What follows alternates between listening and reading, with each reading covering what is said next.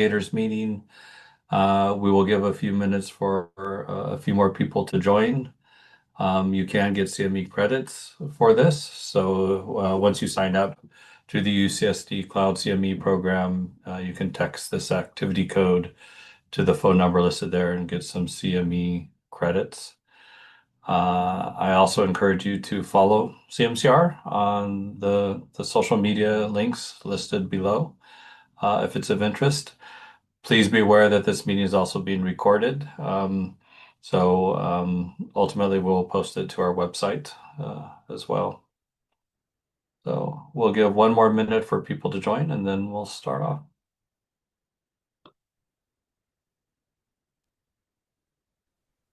And Emma, just personal thank you for joining us and sharing your wisdom with us. It's a very important topic that's been resonating for decades as to what's causal, what's provoking, what's just correlational, etc. I think the work you guys are doing is very exciting.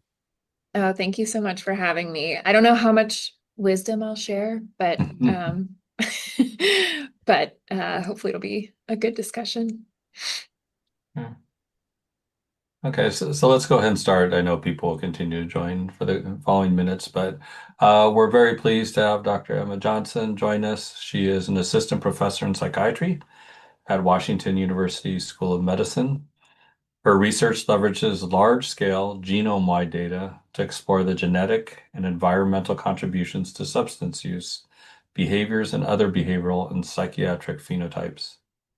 Much of her work is focused on characterizing the relationship between cannabis use and schizophrenia, supported by a Career Development Award from the National Institute of Drug Abuse on drug abuse. She's been recognized with early career investigator awards from the Research Society on Alcohol and Federation of Associations in Behavioral and Brain Sciences. We're very pleased to have Dr. Johnson with us today. And Emma, I turn it over to you. Thank you so much. Thank you again for this invitation and that very kind introduction. You all can see my slides now. I'm going to go ahead and minimize everyone's picture, but please feel free to jump in with questions at any point. I'm hoping that I'll leave some time at the end for questions and discussion. And I'm still getting over this cold that won't really go away, so I apologize if I have to mute myself to cough at any point. So today I'm really excited to talk a little bit about this kind of big question in psychiatry about cannabis and psychosis, and take sort of a genetics perspective on this question, as I'm coming from the background of a geneticist, really. No disclosures to support, except for noting current funding support here. So we know that rates of cannabis use are higher in individuals with psychotic disorders, including schizophrenia. We also know that in studies in the lab, we've seen that THC administration can cause acute episodes of psychosis-like symptoms. These are transient, so they're not long-lasting effects, but we do see this kind of cause and effect of acute THC administration with these psychotic episodes. And there have been a number of epidemiologic studies that have suggested a causal effect, especially of heavy, high-potency cannabis use and starting cannabis use at an earlier age on risk of psychotic disorders, including schizophrenia.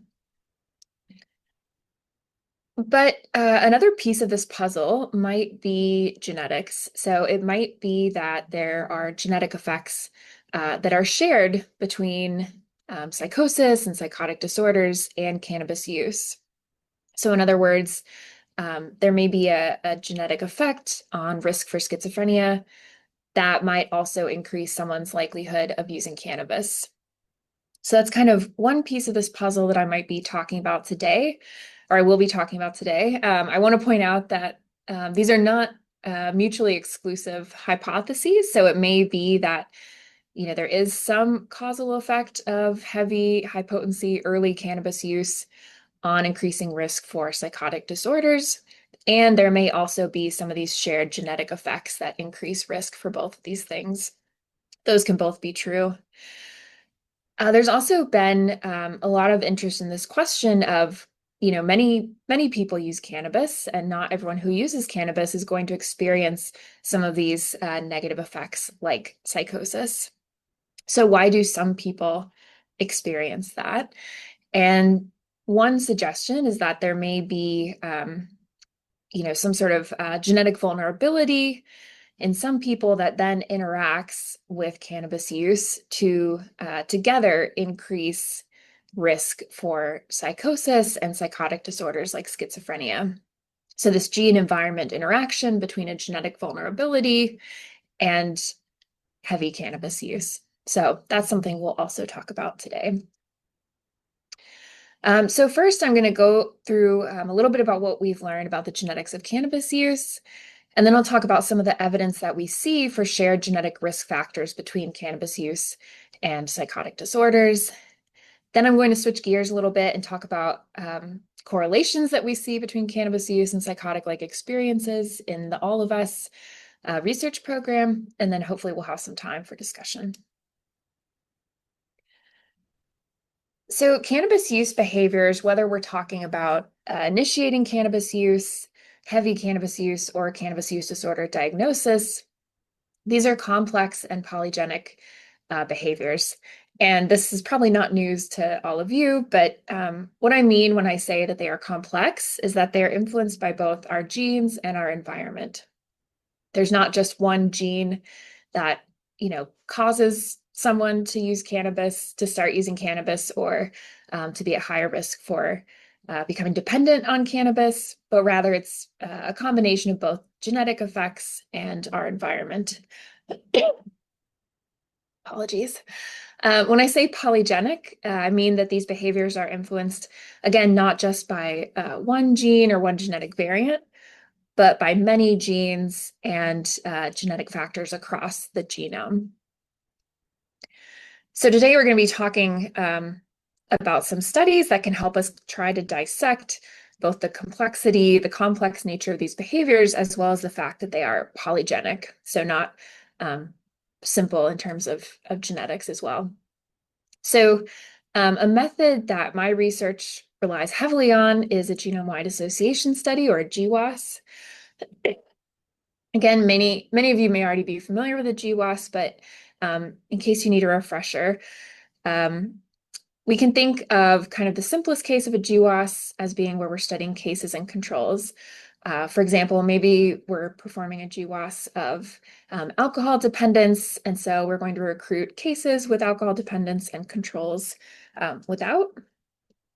And then within all of these participants in our study, we're going to be looking at individual genetic variants, what we call single nucleotide polymorphisms across the genome.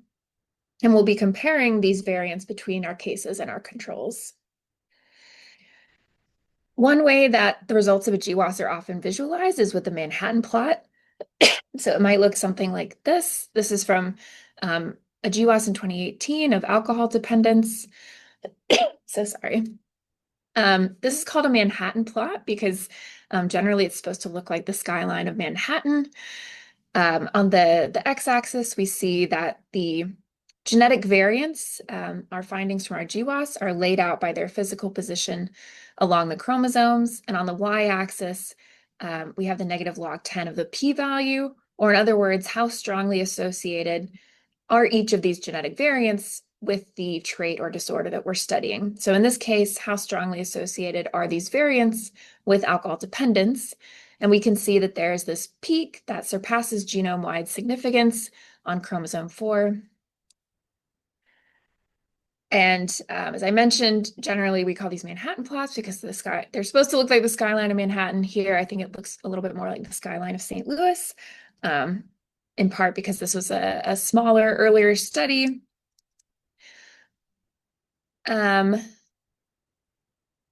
But in general, one thing about GWAS is that they require very large sample sizes. So if we do want our GWAS to look more like the skyline of Manhattan and identify genes and genetic variants that are associated with these complex polygenic traits, we need very large samples.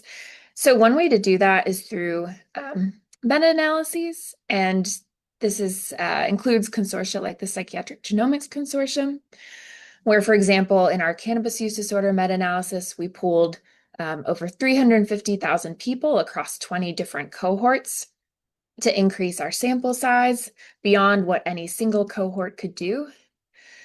We can also use large biobanks for studies like this. So cohorts like the UK Biobank, where we have around 500,000 people, or the All of Us program, which I'll talk about today, where we have around 350,000 people with EHR data. Those can also be incorporated into these meta-analyses as well, of course. Sometimes the trade-off, if we're looking at a large biobank like this, is the phenotyping may be a little bit more coarse than we would like. Often this is going to rely on EHR or survey data rather than clinical diagnoses, but that's a question for another day. So this is a GWAS of cannabis use disorder that we published in 2020. So this was as part of the Psychiatric Genomics Consortium effort. And we had around 17,000 cases and many more controls in the study. Much easier to recruit controls than cases for the types of disorders that we are interested in. And you can see that we identified 2 genome-wide significant signals on chromosome 7 and chromosome 8. But I do want to point out that there were lots of these signals that were just below that genome-wide significance threshold. And the nice thing is that in a more recent GWAS of cannabis use disorder, this was work led by Dan Levy and Joel Gelernter. We see some of those signals that were just beneath that significance threshold kind of coming up to significance to be identified in this larger, more powerful GWAS. So this is kind of a nice example of how these larger sample sizes do help us identify more of these variants and genes. So you can see that there were many more significant loci and genes identified in this study from Dan and Joel. And it was also nice to see that the 2 loci that we found on chromosome 7 and chromosome 8, did replicate in this larger study. More recently, there's been this really nice GWAS of lifetime cannabis use published. So this isn't a diagnosis of cannabis use disorder, but rather asking participants, have you ever used cannabis in your lifetime? This study had around 76,000 cases and 55,000 controls, and this was work led by Haley Thorpe and Sandra Sanchez-Roger. And you can see that even though this is a relatively smaller GWAS than Dan's, we're still finding these 2 significant genes on chromosome 3 and chromosome 7. So we are seeing that there are genetic factors associated with whether someone ever uses cannabis in their lifetime.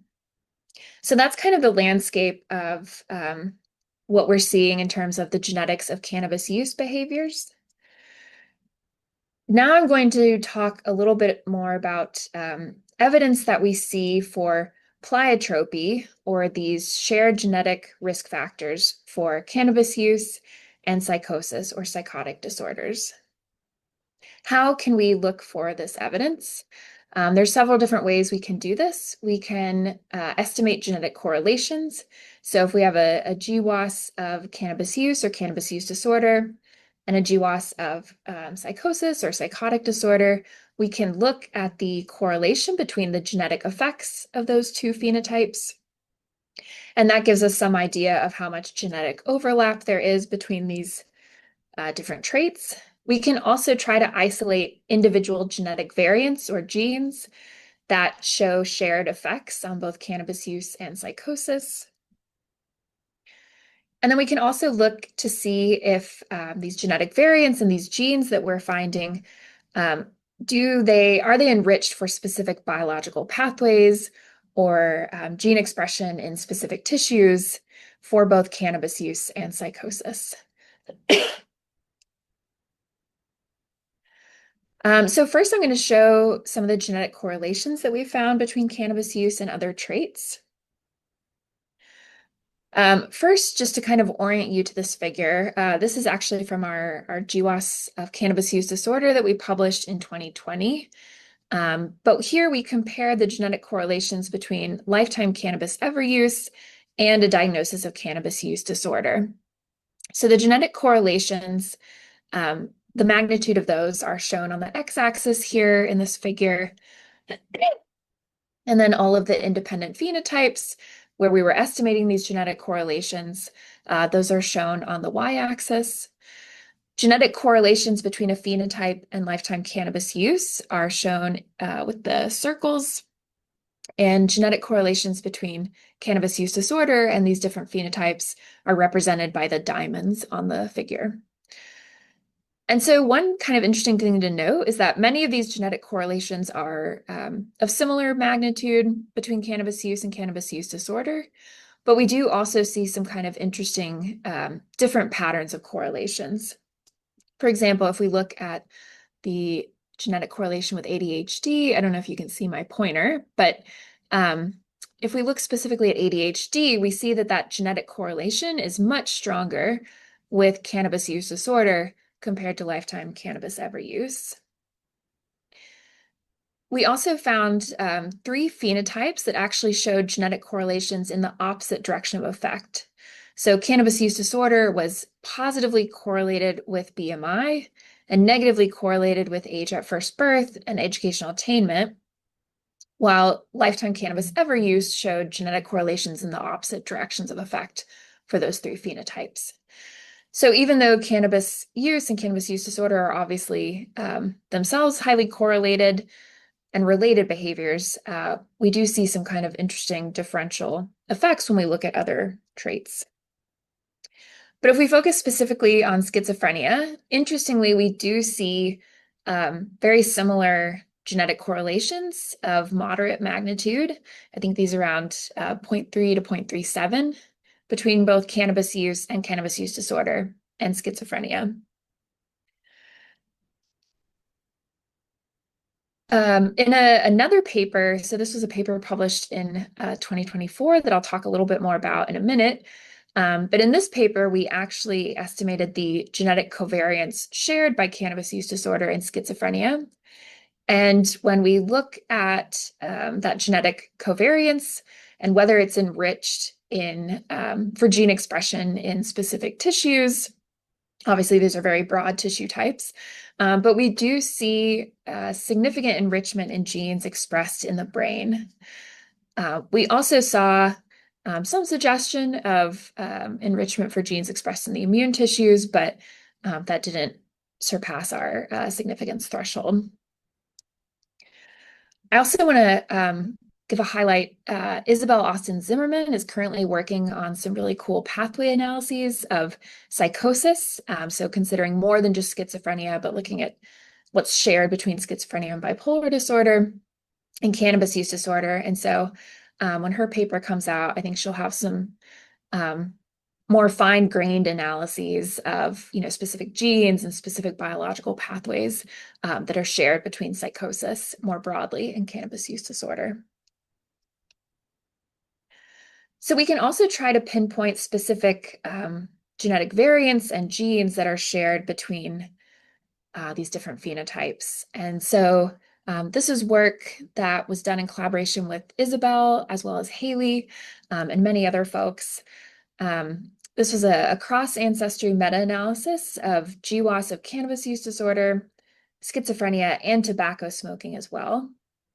And overall, when we look at this meta-analysis, we identified over 400 genome-wide significant loci. So there are a lot of genetic effects that are shared between these different phenotypes. And the method that we use to perform this meta-analysis is really neat because it can actually help you separate out genetic variants or these SNPs that, maybe have the same direction of effect on tobacco smoking and schizophrenia, but an opposite direction of effect on cannabis use disorder, and so on.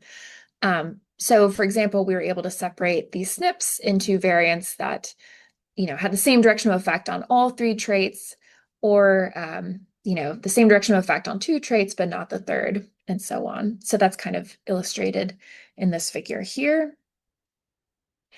And when we actually look at these pleiotropic loci that we identified, we see that most of these SNPs had the same direction of effect on all three traits. So on schizophrenia, cannabis use disorder, and tobacco smoking, we saw most of these variants have the same direction of effect on all three.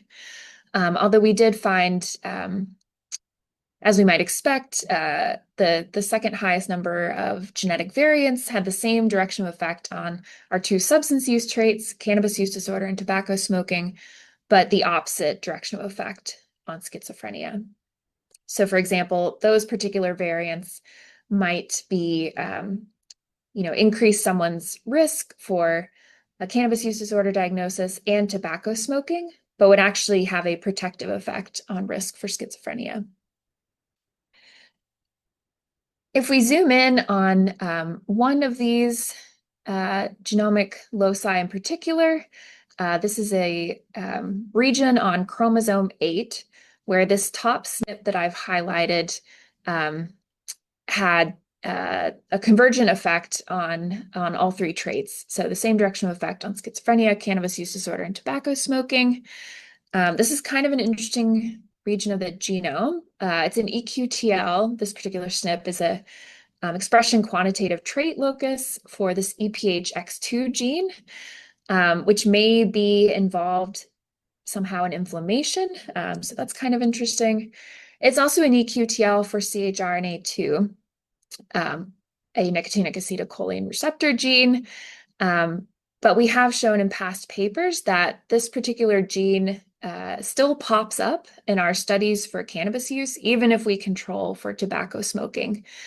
So it, for some reason, seems to be associated in particular with schizophrenia and cannabis use, even when we account for tobacco smoking. So we've identified individual SNPs that are associated with both cannabis use disorder and schizophrenia. We've revealed significant genetic correlations between these phenotypes.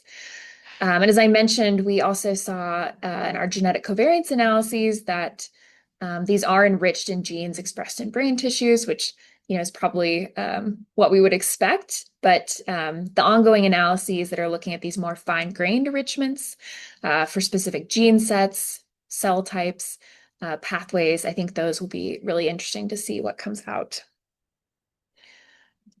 Okay, so we talked about all of this evidence for pleiotropic effects, these shared genetic risk factors for both cannabis use disorder and schizophrenia, a psychotic disorder. But I want to kind of switch it up here and talk a little bit more about cannabis use and its correlation with psychotic-like experiences in a large biobank. And this was work done in collaboration with Zhen Lo and Nicole Karcher here at WashU. So we talked a lot about, I focused kind of the first half of this talk really more on schizophrenia, just because the largest, most powerful genome-wide association studies that we have are of schizophrenia. We don't really have powerful GWAS of,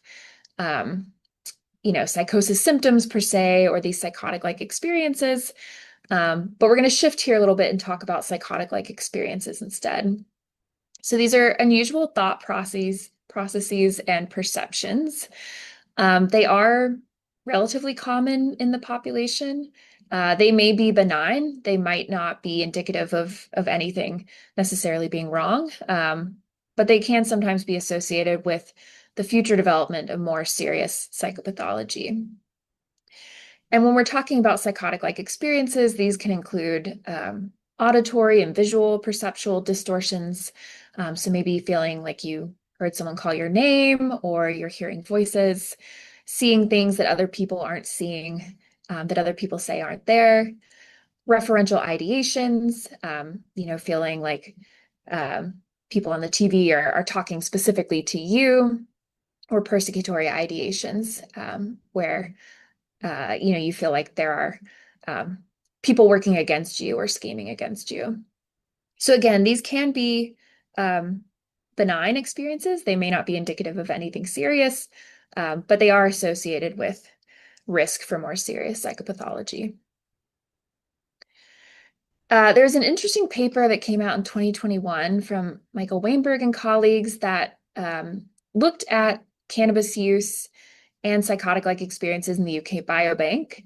And they found this strong dose-response relationship between cannabis use and psychotic-like experiences. So the more frequently someone was reporting using cannabis, the heavier their cannabis use, the stronger this association between cannabis and psychotic-like experiences. They also found that people who experienced these psychotic-like experiences and used cannabis tended to report feeling greater distress about these experiences than people who didn't use cannabis, but they weren't more likely to seek help for this. They also saw this really interesting gene-environment interaction where participants with higher genetic risk for schizophrenia had a stronger association between their cannabis use and risk for psychotic-like experiences. So this is that, again, this gene-environment interaction that we talked about at the beginning, where maybe for some people who are already at higher genetic risk for schizophrenia or psychotic disorders, that cannabis use can then interact with their genetic risk and put them at even higher risk for these psychotic-like experiences or potentially something more serious. So we were interested in asking whether we might find something similar when we looked in a large US population-based biobank, the All of Us research program. So in the All of Us biobank, participants were they could choose to complete this survey on behavioral health and personality. And in this survey, they were asked about several psychotic-like experiences. So they were asked if they had ever seen something that wasn't really there, and specifically asked about this outside of the influence of alcohol or drugs.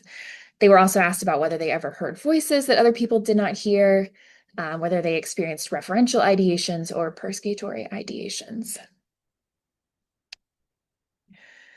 They were also surveyed about how distressing they found some of these experiences.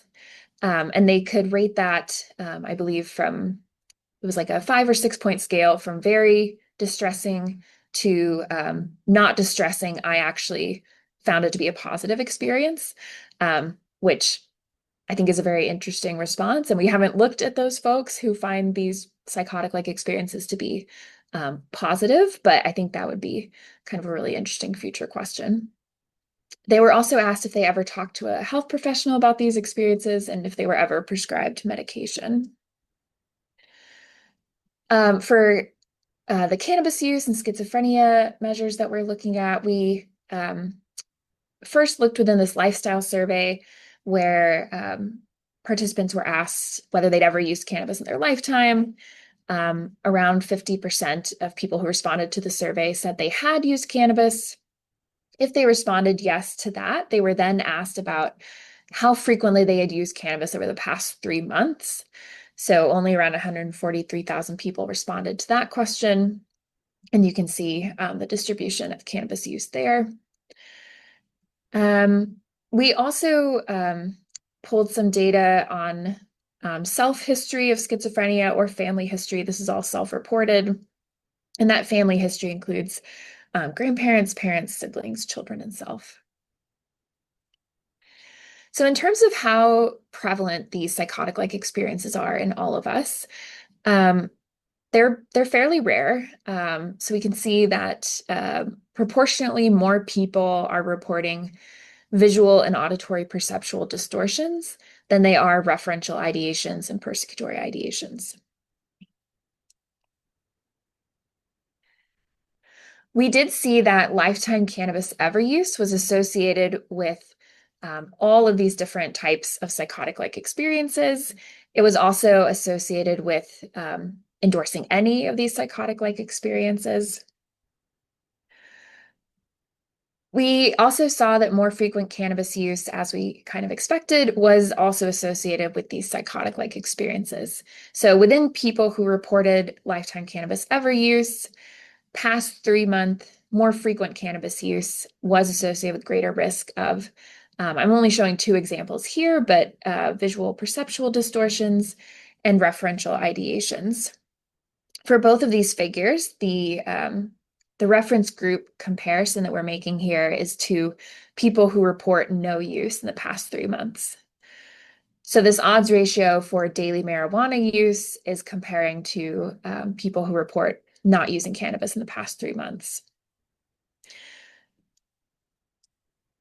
We didn't see, unlike the UK Biobank study, we didn't see any significant effects of cannabis use or cannabis use frequency on how distressing these psychotic-like experiences were, or whether someone sought medical help, or whether they were prescribed medication for their psychotic-like experiences.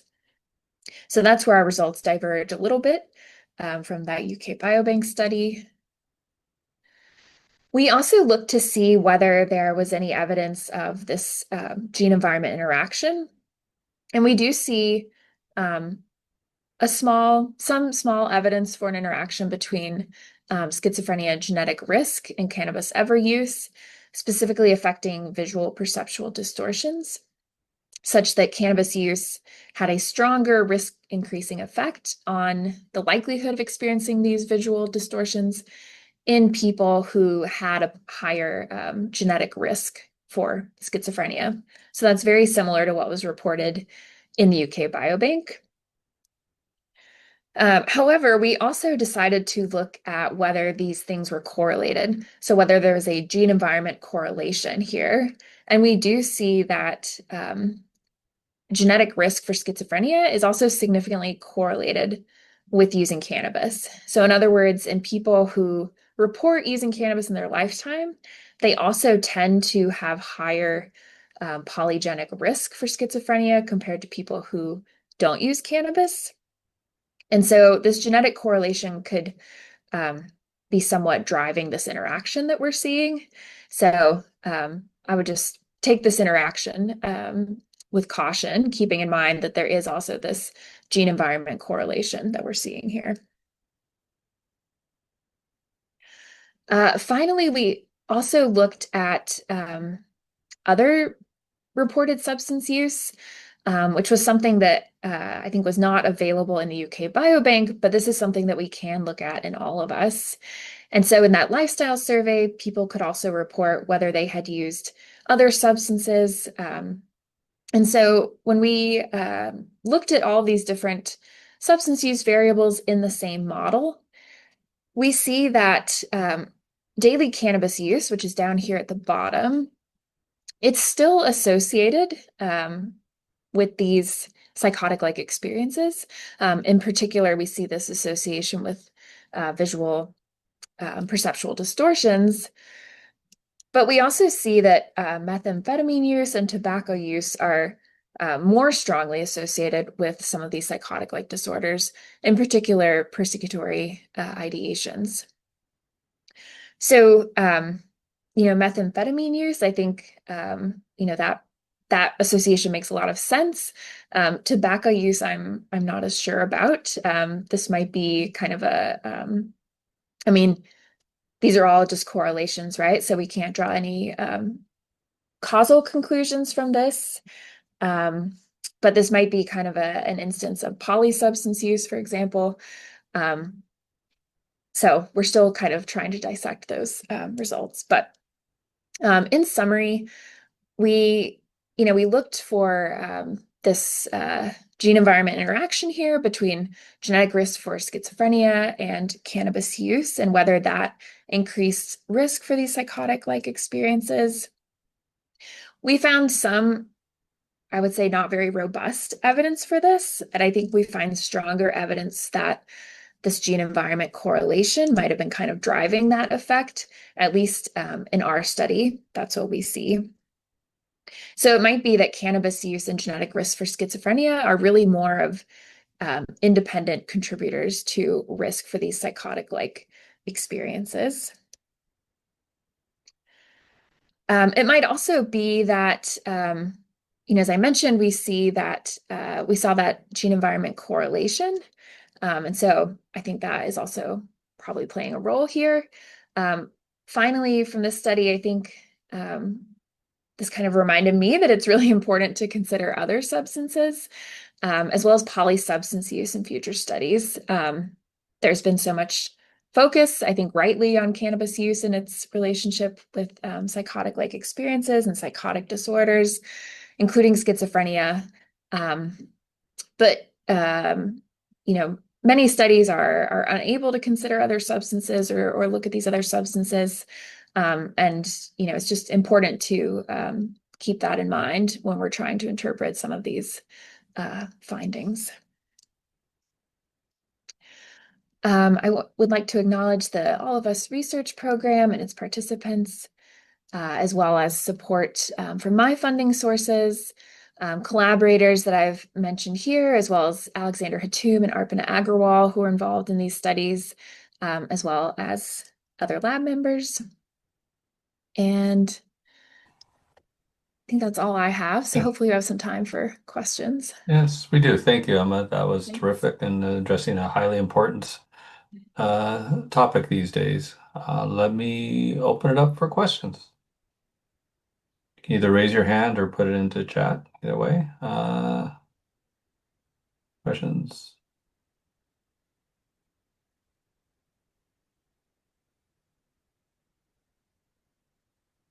Okay. I have a question. Yeah, Murray, go ahead. Yeah. Hey, Emma, great talk. Thank you. Thanks. Is it possible that there could be sort of, dose response relationships that, are looking at have you ever used or even use disorder gloms together a lot of people, and there could be a lot of variability in how much cannabis or cannabinoids people have used, that, may explain some of why some people get psychotic-like symptoms and some don't. And part of the reason I say that is, and I'm sure there are drugs that increase brain levels of endocannabinoids. So, for example, MAG lipase inhibitors, a class of drugs that I happen to be working with another group that's studying its use for MS. And they found in their ascending dose studies, when they're looking at safety of the drug, that they definitely resulted in some healthy individuals becoming psychotic. They had panic attacks, they had hallucinations, auditory and visual hallucinations, they had paranoid symptoms, but you don't see that at lower doses. So I guess what evidence, if any, is there out there about psychosis being related either to duration of use or, dose in some way? Yeah, wow, that's really interesting. Thanks, Murray. I mean, I think, I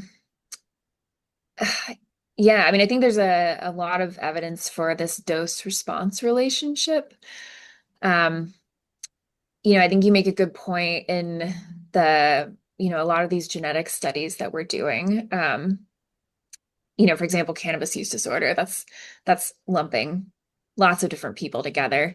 Lifetime cannabis use is definitely lumping lots of different people together. So, it's a little bit harder to get at that dose response relationship with those kinds of data.